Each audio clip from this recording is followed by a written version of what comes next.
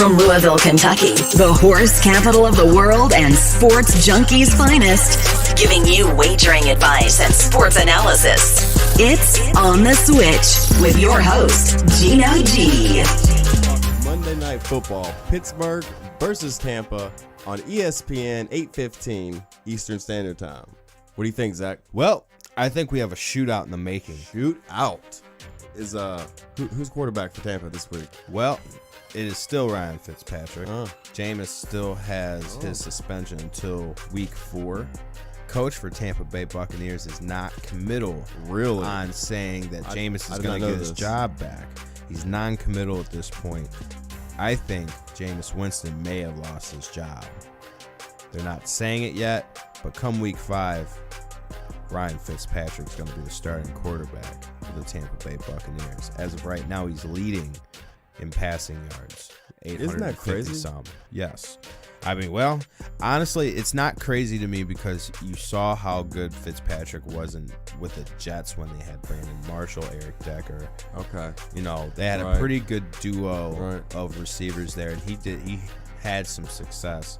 I don't know if it was a New York thing, how he fizzled out. I don't know. It's the Jets. It'll make or break you, you know what I'm saying? But, as I'm saying, Pittsburgh going into Tampa, Pittsburgh got to be worried. I hate to say it, but that defense can't stop a nosebleed right now. Patrick Mahomes last week put up 6 touchdowns. Steelers offense put up 37 points and still lost. Gotta be close to hitting the panic button in Pittsburgh. What did they change? What did they change this season? Pittsburgh has a new defensive coordinator, Keith Butler. They also have a new offensive coordinator in Randy Fitchner. The offensive coordinator last year, Todd Haley, left and went to Cleveland.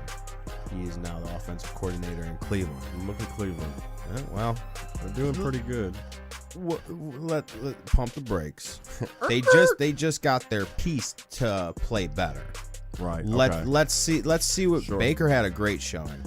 We'll see how he does in the next few weeks. So basically, you're saying Pittsburgh has got all these new variables. Yeah, Pittsburgh has some variables. There's some locker room trouble. AB is not getting along with people. He did not show up to practice Monday. He was disciplined by Tomlin this week for not showing up to practice.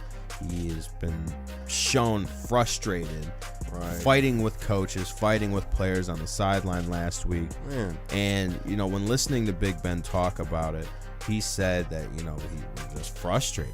We're winless right now. We tied with the Browns week 1. We just got 42 points put up on us in our house.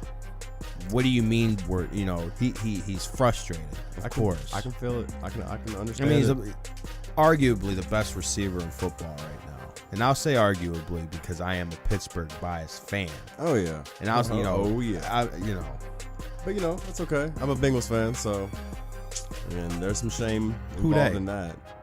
Who dat? I will say it. Who dat? But who's the Bengals? Nobody, really. Actually, the Bengals are actually looking pretty tough this year. They had 2 pretty solid weeks. This week they play... Actually, who does Cincinnati play this week? Not even sure right off the top. I don't know. I looked at it earlier, and now I'm drawing a blank. It is gone. Oh, yeah. Panthers. Carolina. Duh. Yeah, sorry. They have an attractive matchup this week. Carolina hasn't played too well to start the year. That offensive line's banged up. So I'm anxious to see how Cam Newton should be a pretty good showing for Cam. Could. Cincinnati's defense is pretty tough. They're solid, rock solid. Yeah, well, I want to see what happens if Drake Kirkpatrick comes back in. I didn't see an injury report on him, but I remember him leaving the game last week. But anyways, I'm gonna get back. Let's get back to Pittsburgh, Tampa. We're getting a little off track. It's easy to do. Yeah, it is. And it's really easy when it's just football, man. But this is a game where I can see Big Ben and Ryan Fitzpatrick both throwing 2+ touchdowns apiece. This is a game where I could see it being 35-28, either in Pittsburgh or Tampa's favor. It's going to be who can outduel who when it comes to this game. I think Pittsburgh's offense is more potent, but we're not playing like it. Tampa's on this really hot streak. Fitzpatrick is playing out of his mind. We saw that first week against the Saints when put up 48 points. That right. He's here for business this year. Yeah. He wants that job. So it was good to see. Pittsburgh better be ready to play coming into Tampa Monday night, or else it could very well be 0-2-1. Right. Start first 3 weeks of the season, and I would break that panic button. How many times I would press it? Well, let's hope for your sake that they go into Tampa and they do some serious damage. Yeah, I hope so. Points. I hope so. And what's the line on that again? It's Pittsburgh -1.5 as of right now. Okay. So they have. It's a game where I think it could go either way.